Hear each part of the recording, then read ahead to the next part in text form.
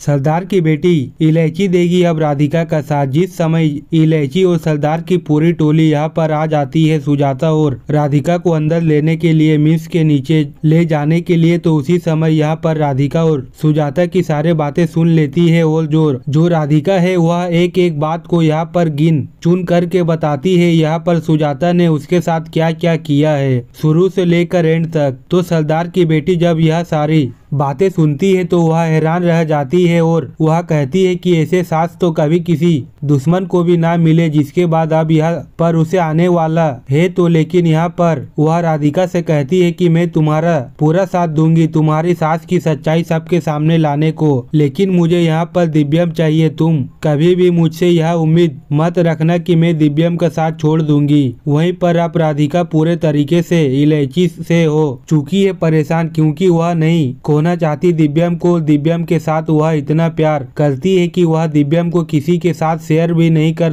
सकती। क्या आपको लगता है कि जो इलायची है वह दिव्यम और राधिका के बीच में आ जाएगी? एक तरफ जहां राधिका सुजाता को सारा सच बता देती है जिससे सुजाता को एक बहुत बड़ा झटका लगता है, वही सुजाता भी फैसला कर चुकी है कि सुजाता राधिका को कभी भी अपनी बहू के रूप में स्वीकार नहीं करेगी। वैसे में अब यह देखना काफी मजेदार होगा कि अब राधिका को अपने परिवार और दिव्यम को बचाने के लिए एक बहुत बड़ी परीक्षा देनी होगी कि सुजाता काफी ज्यादा खुश होगी, क्योंकि सुजाता को ऐसा लगेगा कि राधिका अब हमेशा हमेशा के लिए सुजाता के रास्ते से हट जाएगी। लेकिन महादेव के आशीर्वाद से राधिका इस अग्नि परीक्षा को भी पार कर देगी, जिससे सुजाता को एक बहुत बड़ा झटका लगेगा। लेकिन राधिका की हालत काफी ज्यादा खराब हो जाएगी, जिससे दिव्यम जल्द ही राधिका को हॉस्पिटल लेकर जाएगा। वही सरदार की बेटी सबके सामने बोल देगी कि यह इंसान नहीं बल्कि कोई भूत है, क्योंकि इसने जहर पिया है, लेकिन यहाँ फिर भी जिंदा बच गई। और यह बात सुनकर घर वाले काफी ज्यादा हैरान होंगे कि आखिरकार सरदार की बेटी राधिका के लिए ऐसा क्यों बोल रही है। जिसके बाद सरदार की बेटी सुजाता का सारा सच घर वालों को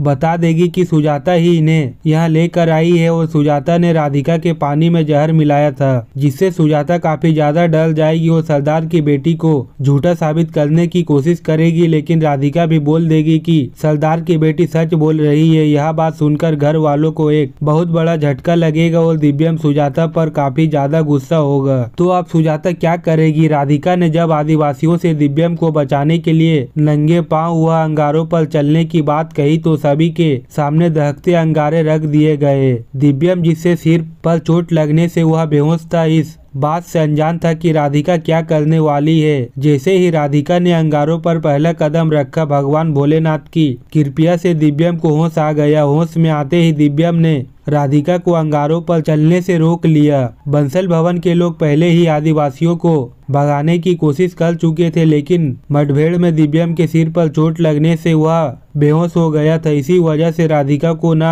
चाहते हुए भी अग्नि परीक्षा देनी पड़ी और उसे नंगे पांव अंगारों पर चलना पड़ा। जैसे ही दिव्यम को होश आने का राधिका को पता चला, उसकी ऊर्जा दुगनी हो गई और आदिवासियों से लड़ने की उसकी क्षमता बढ़ गई। इस बार पूरा परिवार दिव्यम और राधिका मिलकर आदिवासियों का डट कर मुकाबला करने वाले हैं और उन्हें बंसल भवन से वापस जंगल भगाने वाले हैं। राधिका को अब यह भी समझ आ गया है कि सुजाता उससे बहुत नफरत करती है और शायद कभी उसके दिल में प्यार भरा रिश्ता बना पाएगी।